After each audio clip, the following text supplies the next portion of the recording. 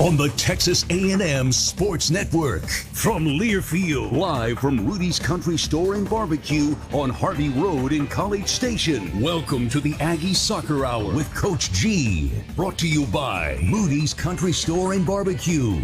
Visit Rudy's.com to find real Texas barbecue near you. St. Joseph Health, your primary partner for primary care and the official healthcare provider of Texas A&M Athletics. And by The Pool Guy, a proud partner of Texas A&M Athletics. Now, the Aggie Soccer Hour with Coach G.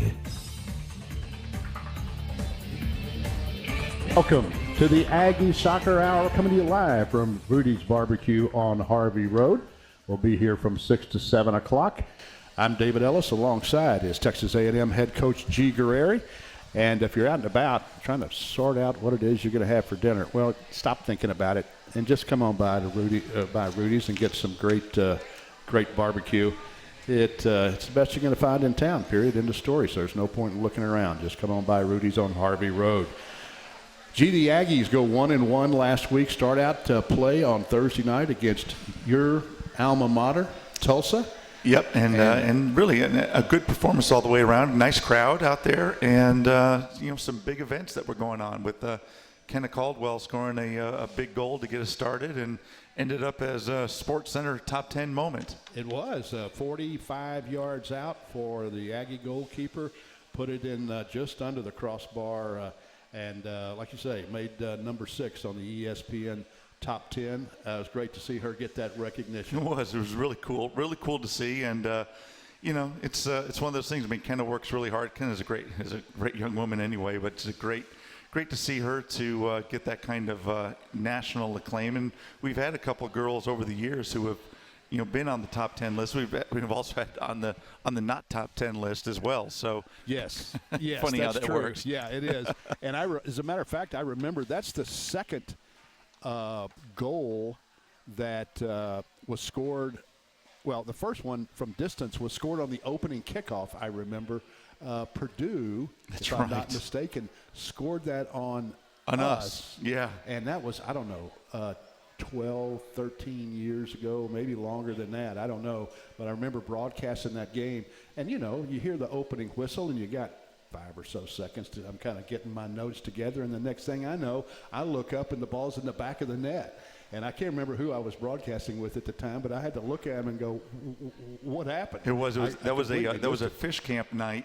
Yep. And so we had, I think it was about 5,000 in attendance, and there was like a really raucous crowd. And it was like, rah, rah, rah, rah, and then they hit it, and it was like, nothing. That's right. went to absolute silence. Exactly. And the Purdue people were like going, hey, we need to get an actual count on that. We think that might be the fastest goal in NCAA history. And we're like, yeah, right, whatever. We don't want to. Yeah, moving on. But the Aggies go on to score another goal in the 57th minute. Carissa Beckman assist went to Sammy Smith and Carolyn Calzada on that one. But that was actually a really, really well set up goal with Sammy Smith. Sammy Smith was playing in the middle as a midfielder. Ball came from Calzada, and Sammy kind of ghosted outside and found space, and then played the ball back into the space that she opened up for Carissa, and Carissa just kind of moved inside to about 20 yards and just banged the ball, low and hard, and that the goalkeeper just couldn't get down quick enough in time for, and it carrying in off the far post. Yeah, and it was really a dipping ball coming in, and it was a screamer. The Aggies outshot the Golden Hurricane by a 22-2 margin in that game. Tulsa had 1 shot on frame. Texas A&M had 9, and it was just total domination by the Aggies, and was a really great performance on another hot day at Ellis Field. So, and then of course on Sunday the Aggies travel up to Fort Worth to take on the Purple Frogs, and a game that was delayed about 45 minutes due to lightning, and finally got started about 7:45 or so. And again, another a game that Texas A&M. Well, the Aggies outshot TCU by the margin of 12-7 in that game. TCU is a very, very good team, top 20 team, and then give up a goal with in 3 minutes. Yeah, 87th minute. Yeah. To lose it 1-0 to TCU. Yeah, and really, in that particular game, we did everything but win. And yes, I was saying with anyone who was there and anyone who was watching, they'll just kind of shake their heads. Number one, that we deserved to win the game, and we definitely deserved. If we didn't win it, it was going to be a tie game, and then to lose the game, you're just like shaking your head, like how the heck did that happen? Yeah. And so I mean, hats off to the Frogs, that and their goalkeeper. I mean, their goalkeeper played absolutely out of her mind. Yeah, Lauren Kellett, and she had the game just prior had set an all-time career shutout mark for TCU with her 22nd shutout. So this is her 23rd career shutout for TCU. And that's quite an accomplishment. And she saved several breakaways that we got in behind their back line, and she was able to snuff out, and then saves a penalty kick, saves the rebound off the penalty kick, saved a couple shots that were destined for the goal. I mean, in statistics for us, with the exception of the game against Florida State, where Florida State outshot us 11-10, right, and the last shot went in, the winning goal went in with 4 minutes to go in the game. We've outshot our opponents every single time. Yes, and by quite a wide margin. So, I'm pleased. I can't put it into words enough on how pleased I am with how with the way that our players are creating opportunities, and it's just kind of coming down to just we've got to be a little bit better in the last completing the sentence and putting an exclamation point instead of a comma to finish the sentence. Yeah, and it reminds me, as I've told you before the game on Sunday afternoon when you and I were talking, in baseball or softball, where you're just hitting the ball right on the nose and hitting it right to somebody. I mean, just every time. You're hitting hard ground balls, you're hitting line drives, and you're just hitting it right to somebody every time. That's kind of what it feels like. Mm-hmm. And in baseball, you're hitting a ball that you think is going to leave the yard. It's a foul ball. Yes, and in baseball, if you just keep doing it, the breaks are going to even out. Mm-hmm. And I really believe that as far as the Aggies are concerned. I mean, we've got a lot of good breaks coming our way at some point. If there's any justice in the world. Yeah, and it would be different, but it would be different if the team didn't care. Right. And that's not the case. And it would be different if the team didn't work hard, and that's not the case. And this is a hard-working, smart, and really intentional team, filled with really, really talented players who are every day. I mean, today was another great day in training as far as the players really being focused on what we've got to do to make those little adjustments. We've made adjustments in our shape in the way that we want to attack. We've made adjustments in our shape in the way that we defend. I mean, we defended really, really well the entire night. TCU's a really good team in possession, and that means that you've got to really keep your concentration, well. And the goal came from a couple little breakdowns, 87 minutes into a hot night where you're chasing for a lot of the game. And so these are tough lessons to learn. We were talking with the goalkeepers as well, away from the rest of the team on this. Here are the little breakdowns that happened, and we have to make sure that these are not breakdowns that occur again. You have to learn from this particular situation, because this situation can happen again in a lot of different little ways. But recognizing how it is and make it to where this is the last time it happens. You've got two freshmen playing on the back line in Addie Armenta and Margot Matula. Mm-hmm. Margot at center back, and then Addie Armenta at right back. Very unusual to have two back there. I mean, that's where you want your most and a sophomore with and a sophomore. But that's where you want your most seasoned players, and here you are with two freshmen. I mean, both of whom have played very, very well this year. Talk a little bit about them and what you've been thinking about, your impressions of their play. Well, I mean, the impression is basically just how solid they've been. And, Margot is a player that we knew was going to be, just a phenomenal defender. She came in as one of the most celebrated defenders in the state of Texas as a youth player. Came out of Houston. Her sister's already on the team, Macy Matula, who was here last week, as a matter of fact. Right. Both of them were here last week. So she is sweet, really, really nice girl, very smart, but tough as nails, and really is a ball winner. So we knew that she was a known commodity. Addie Addison is kind of an all-around player, and she's one of these players that could play probably in 6 different roles for us on the team. She could play as an attacking midfielder. She could play as a forward. She could play as a winger. She could play pretty much anywhere except for goalkeeper for us. And so because of her speed and because of her aggressiveness and because of her ability to control the ball and attack, she's a natural as a wingback. And so she's been able to step in there and get better and better and better.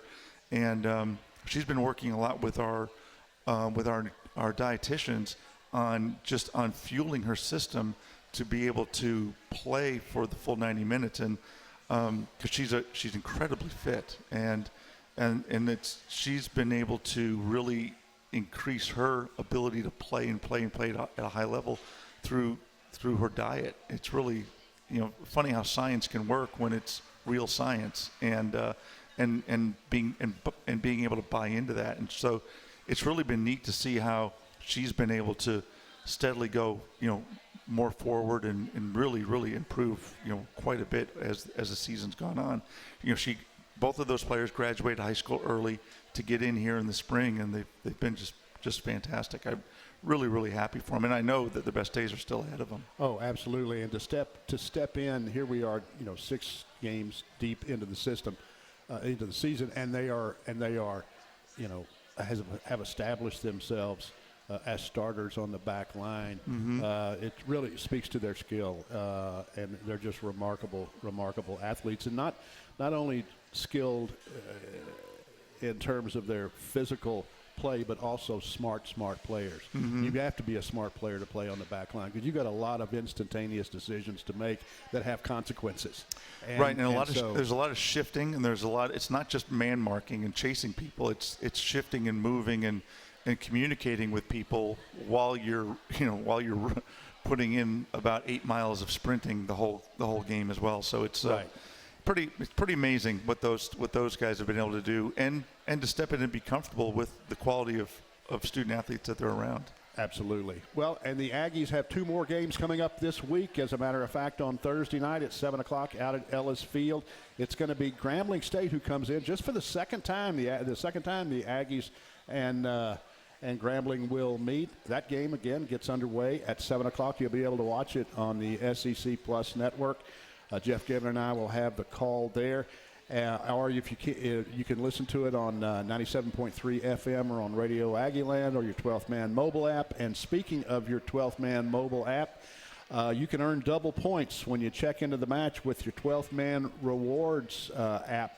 All you got to do is log in or create a 12th Man Rewards account within the 12th Man mobile app.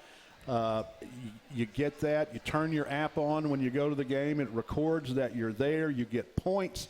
This is a double point event, as a matter of fact. And then in addition to that, it'll probably be hot. So nice deal about that is 50% off concessions pregame for the first 30 minutes after the gates open. That's from 6 to 6:30 p.m. That excludes alcohol and bottled water, however, but lots of other good stuff over there you can get. So you can get dinner, 50% off, all kinds of good stuff. And last but not least, the Aggie Soccer Scarf. We got tickets over there. You get your ticket punched 4 times all season long. You get a great, good-looking Aggie Soccer scarf. And, I mean, I've seen them. They're really, really sharp. May not want to wear it right now, but I guarantee you, sometime around wipe the sweat off your brow right November, now. December. Yeah. Just you can wipe the sweat off of your face with it right now. But again, all you have to do is check in on your card 4 matches this season, and then you get one of these limited edition scarves. So it's a great deal.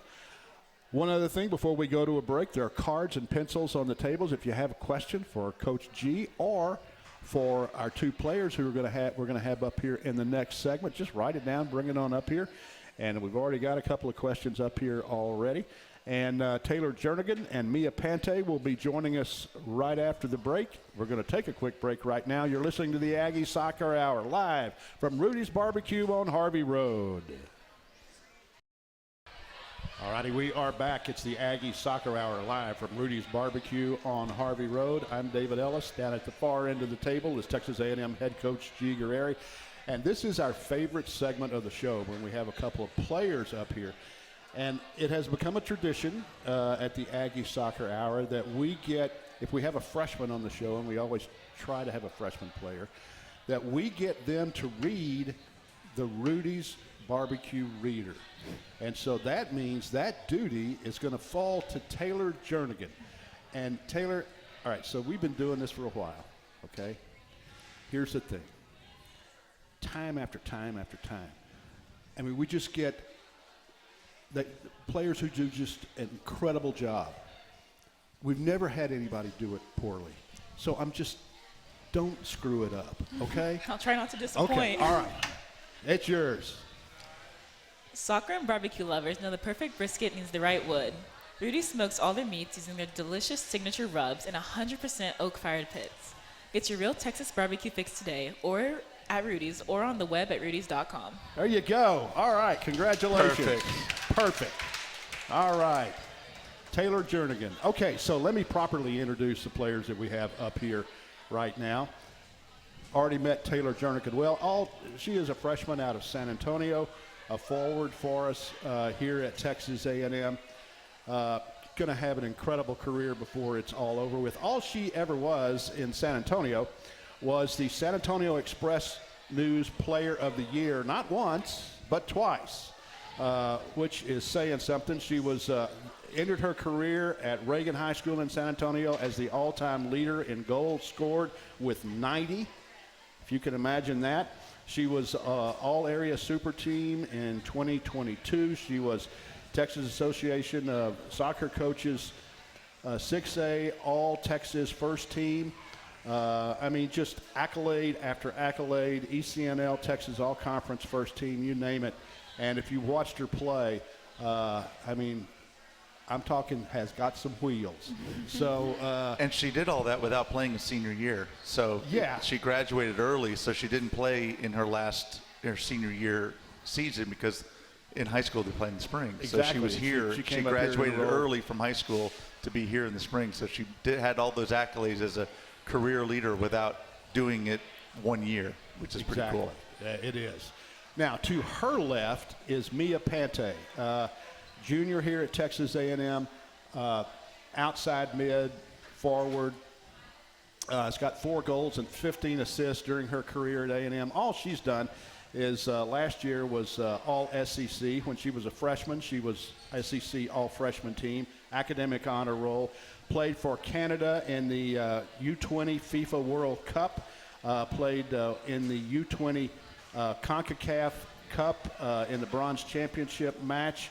Started every game and just done an incredible job at Texas A&M. So that's Mia Pante from British Columbia, Canada, right? Yep. There you go. All right, I should know that. Vancouver, British Columbia, I should say. North Vancouver, right? North Vancouver, for getting specific. Is there even a South Vancouver? Because that would be the United States, right? Yeah, pretty close. Okay, so there you go. All right. All right, I've got a question for you, Mia. Now, you know that I have spies out, okay? Oh.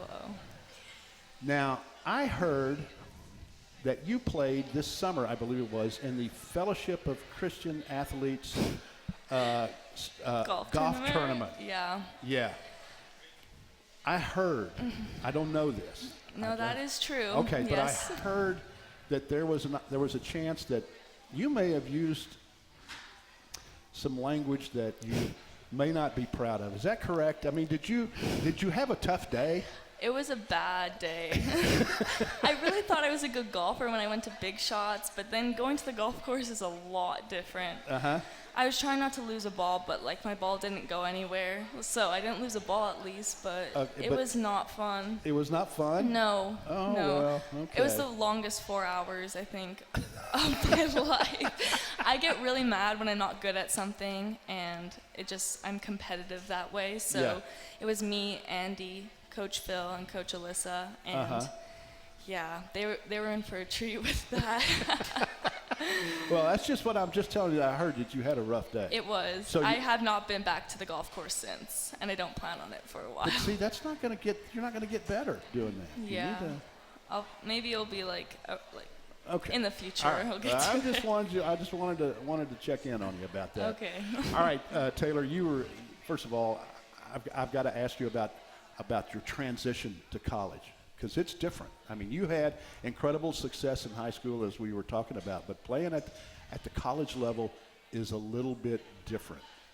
Tell me about what's the biggest difference is for you. I mean, one thing for sure, especially, from high school, everyone is much better than your average high school player is.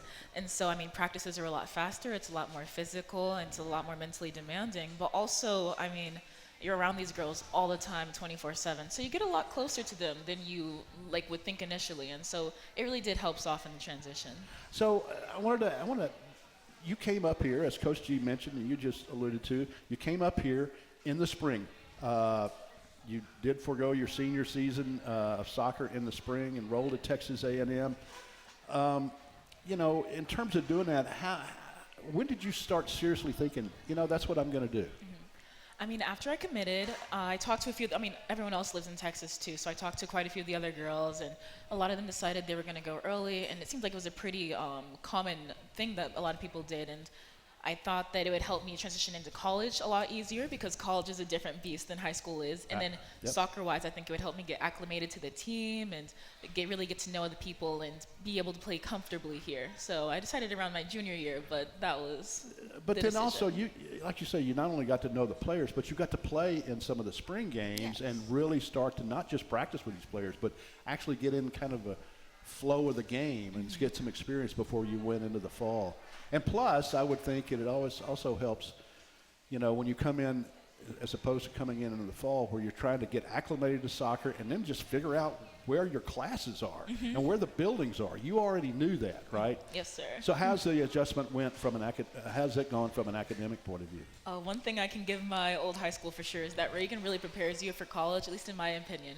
And so it is a little bit harder, but I think, and it's rigorous, but I didn't think it was too hard for me to come in and be able to do well in my classes. Gotcha. Me, one of the things that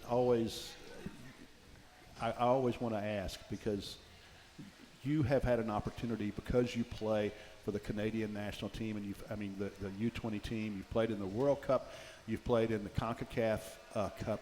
You've had an opportunity to play in a lot of different places. Okay? So where are some of the countries that you have now played soccer representing Canada? So in the Dominican Republic was the CONCACAF. I played in Florida for the U15 CONCACAF. I've played in Mexico. I've played in Costa Rica. That was the most recent one for the World Cup. And then just back home with Whitecaps, I've played in Switzerland and England, and I think that's it. I can't really remember. Where's your favorite place to play other than Ellis Field in College Station, Texas? I would probably have to say the World Cup was one of the coolest experiences of my life. The stadium we were in, and just the amount of fans that were actually there, especially to support when Costa Rica was playing. I think there was 50,000 people there, I think. And that was just pretty cool to see. But just the treatment too you also got when you were there, you felt like a real professional. So it was just cool to be in that environment and in that massive stadium. So Taylor, what about you? What is the coolest place you have ever played soccer? I'm going to have to go with, I haven't been all over the world, right, but San Diego, the fields are beautiful, and just being out there and being able to look at the sky and the trees, it's a lot different from Texas, and it's really nice. Yeah, I'm with you. San Diego is not a bad place to do anything. It's It's one of my favorite golfing places to play golf, as a matter of fact. So, all right, one other question real quick. I got to ask both of you guys, your favorite goal celebration, okay, that you have seen personally or that you have done. Taylor, I'll let you go first. Last year in the World Cup, I thought Brazil's were so fun when they came up with different dances based off of who scored.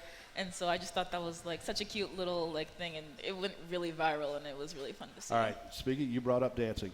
Who is the best dancer on the team? You know, I'm gonna have to go with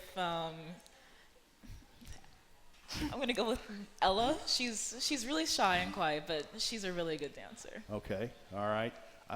You can say yourself. I wouldn't do that to myself, I don't think. Mia, what about you? Favorite goal celebration that you've seen or been a part of? I would have to say Carissa has had some pretty funny ones this season and in the spring. She's done like the shoe shine. I think her and like Kate did. Wait, what did they do? The Macarena. She did like a golf swing and then like went like that. Like she's done some funny things. I remember that one. Yeah, absolutely. So she's always creative with her goal celebrations. I got you. Yeah. I got you. All right, a last question, and then so at Texas A&M, you're Mia, a junior from a soccer standpoint. You may be further along from an academic standpoint. What are you thinking about after your soccer days are done? What is it you want to do? Taylor just asked me this question in the car. Well, I'm not too sure, honestly. But I think right now in school is kind of when it's narrowing down. So I'm a management major, focusing on the HR track. I've been told I'm a people's person, so I've kind of leaned towards that just because I'm unsure of what I want to do. And like I know soccer's been such a big part of my life for so long, and it's kind of all I know right now. But I know that day's gonna end one day, and so I think after soccer, I think I'm gonna hopefully do something in that field, and that's something that now with the classes and the courses being a bit more specific to that, it's something I actually like am interested in, and I'm not just sitting in this massive lecture hall like learning some like history or something. It's something that I'm actually interested in, so it's been good. Taylor, what about you? You have any thought to that? Yeah, so my dream job for a while has, I kind of want to be a nurse anesthetist. Okay. I just feel like, I like to think I'm a decently empathetic person, and being able to be around and help people in ways like in a medical set is really what I want to do. I wouldn't bet against you. I can guarantee you that. You can see how well-spoken both of these players are, and just great representatives of Texas A&M, both on and off the pitch. I know you guys are busy with the semester, and we really, really appreciate you taking time to come by this afternoon. Taylor Jernigan, Mia Pante, everybody. Thank you. All right, we're going to take another quick break, and we will be right back right after this. You're listening to the Aggie Soccer Hour with Texas A&M head coach G Guerrieri, live from Rudy's Barbecue on Harvey Road. All righty, we are back live at Rudy's Barbecue on Harvey Road. It's the Aggie Soccer Hour with Texas A&M head coach G Guerrieri. I'm David Ellis, and if you're out driving around trying to sort out what you're going to do for dinner tonight, Rudy's Barbecue has got it all done right here for you. All you got to do is come in, and they will load you up with some good Texas barbecue, the best in town.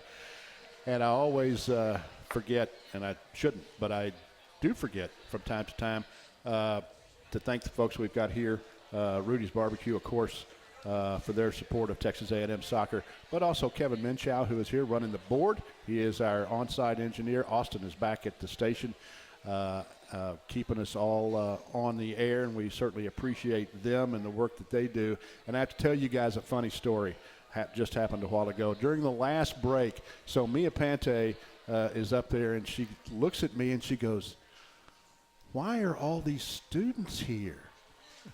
And I went, "Mia, they asked, they heard that you were going to be here. And so they came." And she looks at me, you know, and having raised two daughters and you know, I'm really good at lying to them. You're a very trusting face. Yeah, and she didn't really know whether to believe me or not, and then she finally went, "No." I said, "I don't know why they're here, but I'm sure with you being here, they're glad they're here." There you go. And, there you go. Anyway, but yeah, Mia was just, really? All right, we had some good games in the SEC. She's learned a lot since she's been here. From coming from Canada to Texas, she's learned to, maybe to take things with a bit of a grain of salt after these 2 years. Well, that and so did our two daughters after a while. Really, they would turn to their mom and go, "Is he lying or not?" Exactly. Not really sure. No, you're right. There were some really good games this past week, and some good results for the league. I mean, the league right now has the highest winning percentage of all the conferences around the country. Right. Which is should come as no surprise for anyone that the SEC is really doing well across all sports, but women's soccer as well. So it's been. It's nice to see. So we have one more weekend of SEC against the world before we get into the start of the real crunch of the season when we start kicking each other. Yeah, absolutely. And you look at some of the games last week. Arkansas, ranked 8th in the country, defeated Milwaukee 5-2 on Thursday, but then they went to Chapel Hill to take on number 4 ranked North Carolina, and Arkansas was leading 1-0 at half. You and I were watching that game, and then Carolina came out and scored 2. Well, they ended up winning 3-1. 3-1, yeah. But they were all really good goals. Right. And Carolina, of course, is loaded as usual. But it was a good performance by Arkansas, and to beat Arkansas, you've got to be loaded with athletes, and you've got to be loaded with people who are technically able to handle the Arkansas press, and you've got to have enough of those players to continuously substitute, and that's what Carolina can do, of course. So it was interesting to see, and again, the goals that Carolina scored were very, very good goals. They were hit with a lot of pace, and they were bombs for the most part. A couple of other results of interest on Sunday, in particular, Mississippi State with a win over Miami. That was a good win for them, 2-1, and then Kentucky over Illinois, 1-0. And Illinois has been having a good season. So Kentucky is unbeaten right now, and we'll open our SEC season against Kentucky. So. Jordan Rhodes, who is one of the all-time leading scorers for Kentucky, got the game winner for them. And, Troy, who's the head coach at Kentucky, is trying to completely rebuild that program. He came over from Milwaukee, won conference championship after conference championship after conference championship in Milwaukee. He's come over to Kentucky to try to completely redo the program. Last year was a total rebuild, and he's got those girls believing in what they're doing. So I think that was a big belief win for them. So hats off to them. Ole Miss, same thing. They're in a rebuilding process, but they've been eking out results. So they had a big draw on Thursday against Samford. Samford's had some great results. Samford then goes and ties Alabama on Sunday, and then Ole Miss got another win on Sunday. So Ole Miss is quietly getting some good results as it goes on. Florida is getting some good results as they go through. And Tennessee was down 2-0 at halftime to Indiana. They come from behind to tie Indiana 2-2. So all the way across the league, Auburn got a 3-0 win at home against American.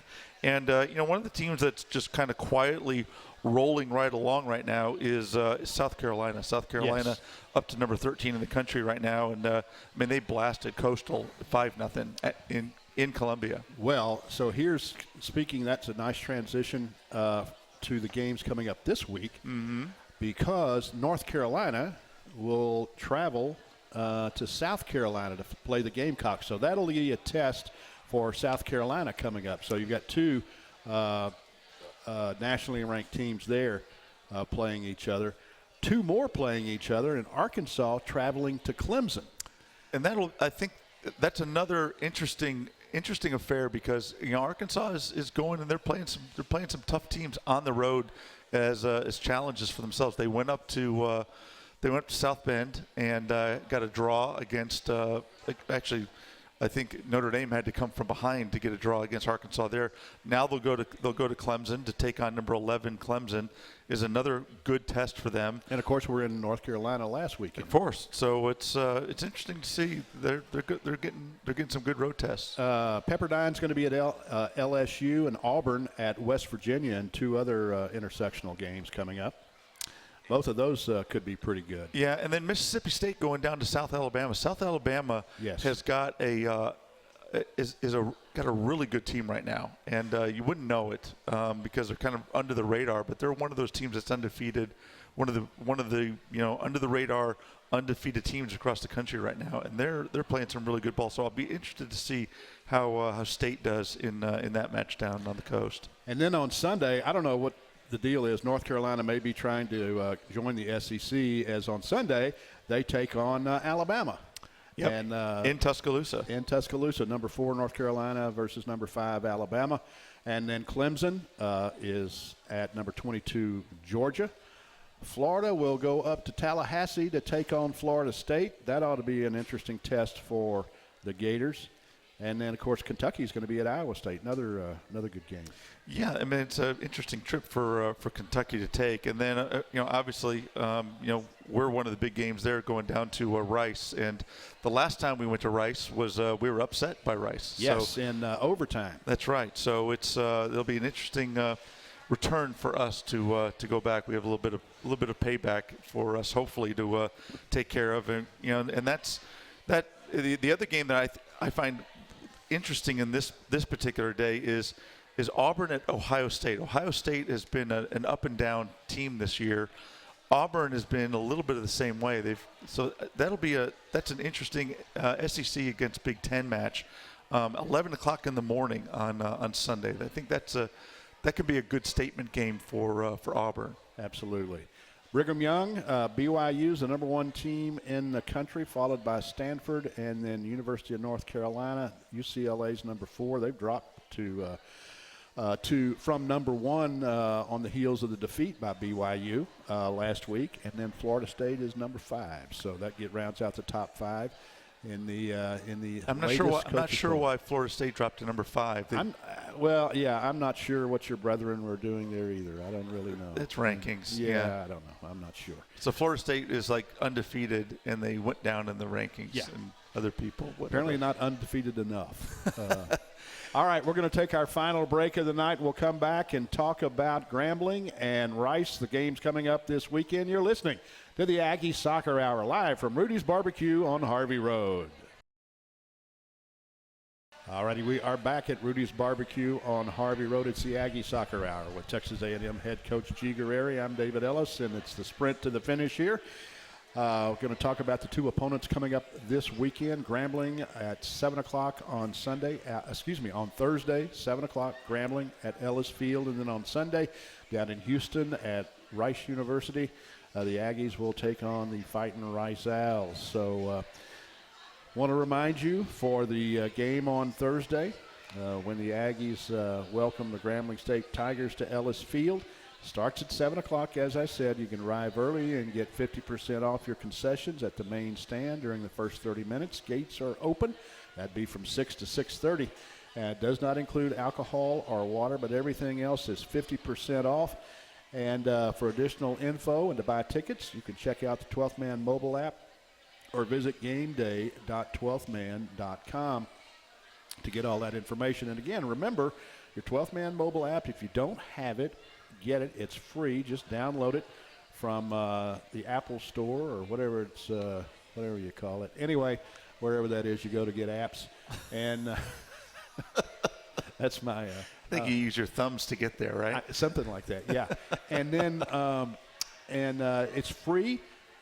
And then when you get it, all you have to do to get credit for attending the game, and it's a double-point game, all you have to do is just open up your app, and it spies on you and knows where you are, and it records your presence at the game and accumulates points, and then you get free stuff. It feels your thoughts, and it tells you where to go. Exactly. And it works like a charm, I am told.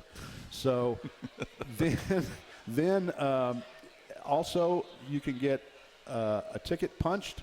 You get that 4 times, you're going to get a free Aggie soccer scarf, which are really cool and will come in handy later on sometime, theoretically. All right, the Grambling Tigers come in Thursday night at 7 o'clock. The Aggies and Grambling have played one other time. I believe it was 2012. The Aggies won it 5-0 here in College Station. But this is a team that they are I think, the best team in the SWAC by far. And yes, absolutely. And they've got some players. They have. Justin, their coach, I think he's done a really good job in the transfer portal. He has accumulated some really good players, and he's developed some players over the last couple of years that they are. I mean, number one, they're on a 3-game unbeaten streak. They've played some teams that are, good, solid teams, and they have been playing straight up against them and doing great. And so, they're a side that they put the ball down, they play. They're really good in combination. They've got good athletes. They're very well organized. They're really hard to break down, and if you're not careful, they will break behind you, and you don't catch them. So they've got 7 different goal scorers on the team right now. So it's a team that is absolutely dangerous. And I think they're a team that once they get into their conference schedule, they're gonna absolutely run it. And this is an NCAA tournament team that we're going to see, and just another one of the NCAA tournament teams that we're going to see on our schedule. Yeah, and to give you an idea, I mean, they played Lamar here a week or so ago. And, of course, Lamar coached by Nathan Kogut, one of your former assistant coaches, who won, and Lamar won their conference last year. And they won it going away. They won it going away, and Grambling tied them. Yep, 0-0. And they went over to Tarleton. Tarleton's been having a super year. They went up to Tarleton and tied them 2-2 last week, and they've been just solid all the way through. They've got, like I said, they have players on every single line that can hurt you. And so I think tomorrow night is going to be I think again it'll be an entertaining game, because this is a team that can come in and can beat us. And so we've got to be sharp. We've got to be on point, and it's going to be one of those games that we need to come in and play the full 90 minutes. Otherwise, it can be one of those games. And then, of course, the Aggies go down to Houston on Sunday evening, 7 o'clock game against the Rice Owls at their stadium down there on the Rice campus. And Rice, another good team. I mean, they are always tough, and they always play. I don't want to say over their heads when they play Texas A&M, but they always look at Texas A&M as they point to that game, I guess is what I'm trying to say. Well, I think Brian does a great job with them. I mean, they're very well coached. I mean, it's kind of a oxymoron. I mean, they're smart kids, Right. They're smart kids down there. They're very focused on what they're doing. You're not gonna get a bunch of naive players down there. They're organized in the way that they play, and they get the most out of what they do. And so whenever you play against Rice, you're going to have to earn what you get. Last year they came here, and we had to fight for a 1-0 win, and we were fortunate to get it. Like I said, the last time we went down there, we lost in overtime. They scored 1 goal. They scored 1 goal from about 48 yards against us. Yes. Yes, they did. They had a Dutch kid who just one-timed the ball that just was unbelievable. Now, she's graduated, thank goodness, but they have their leading scorer, Ella Halseth, is a Norwegian player up front, really smart, really sophisticated in the runs that she makes, and she's a real handful. And Grace Piper, who's one of our great former captains, her sister, who graduated from Duke, is in grad school there at Rice, and she's one of the midfielders for the Owls. Sarah Piper. So we'll be playing against Sarah, on Sunday night too. So another smart player who's sophisticated in the way that she plays, and they're just a good, solid team that we're gonna have to go down there and play a really, really good game to get a result against them. And I'm looking forward to going down to Rice to do that game because I like all of their last names. I can pronounce them. And we don't have three sisters playing on the same team. like a Tulsa game. Like in Tulsa. That was really that was. Well, now they've gone from Conference USA to the American. Right. And I think that again, Brian Lee is for those who don't know, Brian Lee, former coach at LSU, did a great job at LSU. He was the head coach when they made that miracle run through winning the SEC tournament, and he's done a great job down there. So it'll be another great week. We hope to see people out on Thursday night at Ellis Field. Yep, Thursday night, 7 o'clock at Ellis Field against Grambling. Sunday night down in Houston against the Rice Owls. This copyrighted broadcast is an exclusive presentation of Learfield IMG College under broadcasting rights granted by Texas A&M University. Reuse of this presentation is prohibited without the express written consent of Texas A&M University and Learfield IMG College. Announcers are provided by Learfield IMG College and Texas A&M University. For G Guerrieri, I'm David Ellis. Thanks for listening, everybody, and we'll see you next week. Gig 'em.